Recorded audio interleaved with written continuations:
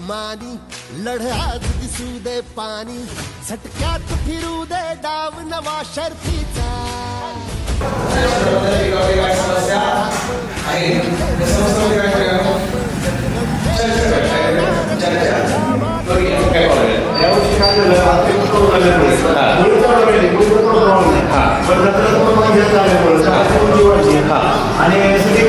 Setting झालेलं पपईला sir आपल्या कांद्यामध्ये काय काय समस्या आहे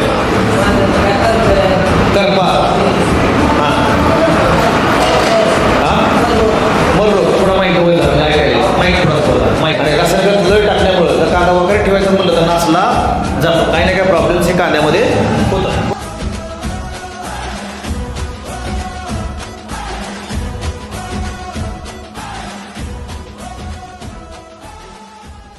भारतामध्ये आयुर्वेदाचा उगम हा 5000 वर्षापूर्वी झाला. किती वर्षापूर्वी झाला? पण आता एवढी शोकांतिक आली आहे की भारताला समजून सांगावं लागते की दादा आयुर्वेदाचा उगम आपल्या भारतात झाला आहे.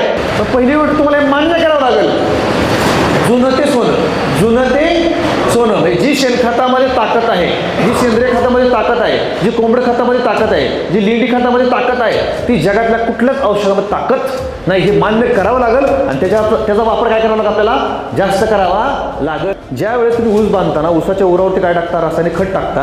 रासायनिक खत टाकून त्याच्या उरावरती काय टाकता, माती टाकता. माती किती भर लावता, गुडघ्यात जर माती लावली तिथं जर पाणी नाही पोचलं, पाणी जर नाही पोचलं तर कोंबडा काय होणार आहे, जळणार आहे. मग कोंबड्या जळायला लागले आपण काय म्हणतो, एक तर हुमणी लागली या खोडकीड लागली, काहीतरी झालेलं आहे त्यामुळे कोंबड्या जळायला लागलेलं आहे. तुम्हाला जर प्रयोग करायचा ना ह्या वर्षी चालू वर्षी एक प्रयोग करू बघा. एका सरीला करा, सगळी करायची गरज नाही. ते एका सरीला रासायनिक टाकायचं आणि माती लावायची. त्यातला एकही कोंबडा शेवटपर्यंत जळणार नाही. जेवढं कोंबडा तेवढंच कोंबडा शेवटपर्यंत येणार. आणि ज्याला रासायनिक टाकले त्यात जर तुमचं 8, 9, 10, 12 कोंबडा जर असेल तर काय होणार, त्यातलं 2-4 जळणार. तर 2-4 जुळलं की आपण काय म्हणणार, 40% पुढे काय ॲव्हरेज जात नाही, बरोबर ना. तर पहिली गोष्ट मी तुम्हाला लागणीपासून नियोजन देण्याचा प्रयत्न करतो ऊसाचं. जर तुम्हाला खूप चांगल्या प्रकारचं जर ऊसामध्ये ॲव्हरेज घ्यायचं असेल, खूप चांगल्या प्रकारचं, खूप म्हणजे काय 50वरून 70 जायचं असेल, 70वरून 80-90 जायचं असेल आणि 100 टन क्रॉस करायचं तर 5x2 लागत करायची. 5x2 सरीतलं अंतर 5 फूट, डोळ्यातलं अंतर 2 फूट नसेल तर 6x2, 5x2 किंवा 6x2 ह्याच्या नादी लागायचं. दर मग आपल्या ड्रीपमधून सोडायचं आहे. दर मग ड्रीपमधून सोडल्यापासून ते काय करणार, कांडीतलं अंतर आणि पेरायची फक्त ते सोडायची आहे. ती मला तुम्हाला एक विनंती करायची आहे, कांडीच्या खाली, वाड्याच्या खाली कांडी असते ना, वाड्याच्या खाली त्याला चिकट टेप गुंडाळायची. काय गुंडाळायची, चिकट टेप. का, दूध का दूध, पाणी का पाणी. म्हणजे काय, सोडल्यानंतर रिझल्ट आलाय का न आलाय का, बरोबर ना. एक समजा तुमचा 1 एकराचा प्लॉट आहे, त्या 1 एकराच्या प्लॉटमध्ये तुम्हाला साधारणतः बघायला गेलं एक 10, 15, 5-50 चिकट काय गुंडाळायचं, चिकट टेप गुंडाळायची आणि हे सोडायला चालू करायचं. हे सोडल्यापासून तुम्हाला जी कांडी ना वाड्याच्या म्हणजे चिकट टेपच्या वरची त्यात काय दिसतं, गॅप दिसला, काय आला, रिझल्ट. फक्त चिकट टेप लावताना एका लावायचं नाही, गोबर काय ठेवायची, जागा ठेवायची. गोबर का जागा ठेवायची, तर का कांडीतलं अंतर दिसणार आणि पेरायची काय दिसणार. हां, म्हणजे जिथून सोडले का नाही औषध तिथून पुढं जी ऊस वाढणार त्यात काय दिसणार तुम्हाला, पेऱ्यातलं अंतर आणि कांडीतलं अंतर. कांडीतलं अंतर वाढलं, पेऱ्यातलं अंतर वाढलं, काय वाढायला लागलं, ॲव्हरेज वाढायला लागलेलं आहे. आता मला खरं सांगा, सरासरी बघायला गेलं तर आपल्या ऊसाला 12 महिन्यात तुटो, 13 महिन्यात तुटो किंवा 14 महिन्यात तुटो 30-35 फुटो निघतात. किती निघतात, 30-35 कांडे निघतात, कांडे निघतात 30-35 कांडे निघतात. मी म्हणतो 30 कांडे पकडा. तर 30 कांड्यामध्ये प्रत्येक कांड्यामध्ये 2 इंच कांडी वाढली तर आपला किती इंच ऊस वाढला,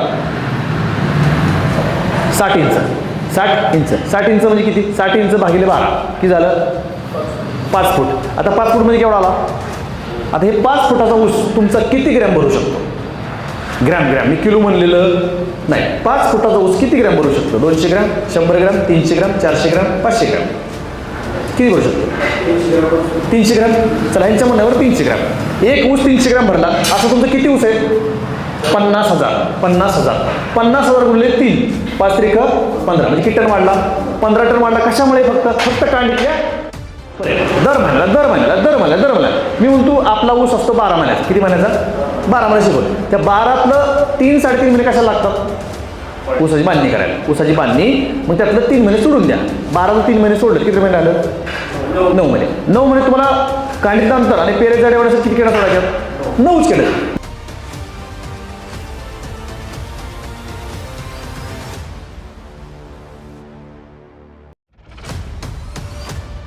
फुल निघाले. रासायनिकात न टाकता सुद्धा ॲव्हरेज निघते. रासायनिकात न टाकता तुमचं ॲव्हरेज काय निघते निघतं आहे. हे झालं ऊसाचं. दुसरा पॉईंट आहे केळी. बरोबर ना. आता सरासरी आपल्या गावामध्ये किती एकर केळी आहे? केळीचं अंतर काय आहे? केळीचं अंतर 7-5 एकदम बेस्ट अंतर आहे. 7-5च्या पुढे बी जाऊ नका, 7-5च्या आत बी येऊ नका. सगळ्यात बेस्ट अंतर म्हणजे काय? 7-5. जळगाव जिल्हा जगा म्हणजे देशामध्ये कशासाठी फेमस आहे? पण जळगावला मागं टाकले सोलापूर जिल्ह्यात. कशाच्या बाबतीत? केळीच्या क्वालिटीच्या बाबतीत. क्वालिटी तर क्वालिटी झाल्याशिवाय बॉक्स पॅकिंग होत नाही. आणि बॉक्स पॅकिंग झाल्याशिवाय निर्यात होत नाही, एक्सपोर्ट होत नाही. म्हणजे वातावरण लागतं ना, जे वातावरण लागतं ते कुठं वातावरण तयार झालं आता? सोलापूर जिल्ह्यामध्ये. आणि आपण सोलापूर जिल्ह्याच्या कडलंच आहे. त्याच्यामुळं 7x5 अंतर ठेवा. रोपाची लागण केल्यापासून ते हार्वेस्टिंगपर्यंत आपलं शेड्यूल आहे. कशाचं? केळीचं, सेम ऊसाचं, सगळं पिकाचं आपलं शेड्यूल आहे. सरांकडे रेडी आहे. आणि सगळ्यात महत्त्वाचं आपला, जसं मी तुम्हाला ऊसाचा खर्च सांगितला 12 महिन्याचा, किती सांगितलं आहे? 25 ते 30. 25 ते 30 तेवढाच. तुम्ही जेवढा करता तेवढाच खर्च आहे. तसा आपला केळीचा खर्च आहे आमच्या शेड्यूलचा, म्हणजे आमचं जे जैविक शेड्यूल आहे याचा खर्च आहे 80 ते 90 हजार रुपये. कशाचा? फवारण्याचा आणि ड्रिपचा. 80 ते 90 हजार रुपये.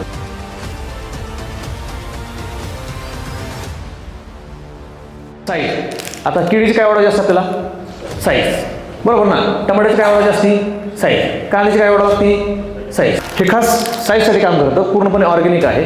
1200 झाडांना म्हणजे एका एकराला, केळीच्या 1200 झाडांना 1 लिटर सोडायचे. कांद्याला 5 लिटर सोडायचे एका एकराला. आणि उसाला 5 लिटर सोडायचं. पडल्यापासून तुम्हाला 3ऱ्या, 4थ्या, 5व्या, 6व्या, 7व्या, 8व्या दिवशी चिकट काय दिसणार? सरलेली दिसणार. ह्याने गांडूळ मारणार नाही, जीवाणू मारणार नाही. गांडूळ ह्यात भिजत ठेवायचे बरं का सर, ह्यात भिजत ठेवायचे. एकही गांडूळ मारणार. तुमच्याकडे कुठलंही पीक असू द्या, आमच्याकडे त्याच्याकडे उपाय आहे. टेन्शन घेऊ नका. प्लस आपल्याकडे एक जालिम उपाय आहे. म्हणजे सगळ्यांना माहीत असेल, डाळिंबावरती तेल येतो, डांबऱ्या येतो, कुजव्या येतो, बरोबर ना. किंवा केळीवरती पनामा, करपा येतो ना, येतो सिगोटोका येतो ना, येतो. त्याला रामबाण उपाय म्हणजे निमकरंज. हे जगातलं पहिलं औषध शेतकरी मित्रांनो. हे औषध बॉटलमधलं फोडायचं, स्टीलच्या भांड्यामध्ये टाकायचं, त्याच्यामध्ये भीमसेन कापड टाकायचा, गॅसवरती गरम करायचं, थंड करायचं, मग मारायचं. जगातलं पहिलं औषध आहे. त्या 50 वर्षात ज्या कंपनीला जमलं नाही ते आपल्या कंपनीने दाखवले.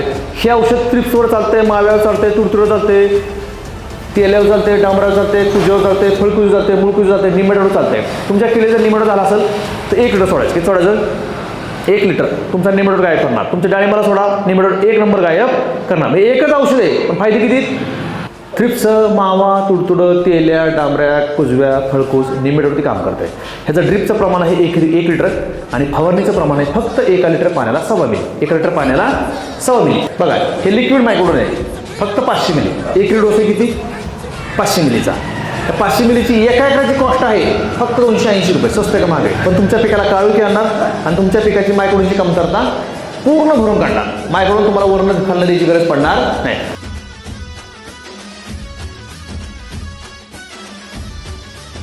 शेती तुमची पण खात्री, शेती तुमची पाहुणं पण खात्री आमची. या असं कुठं वाक्य नाही. शेती तुमची पण खात्री तुम्ही फक्त आमच्यावर काय ठेवायचा.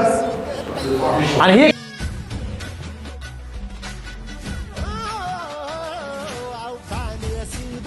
भारी पकडीत दिसू दे तयारी. धुळे चारीत जा तू अल्लाद, हळू दे तिकडे तू वस्ताद.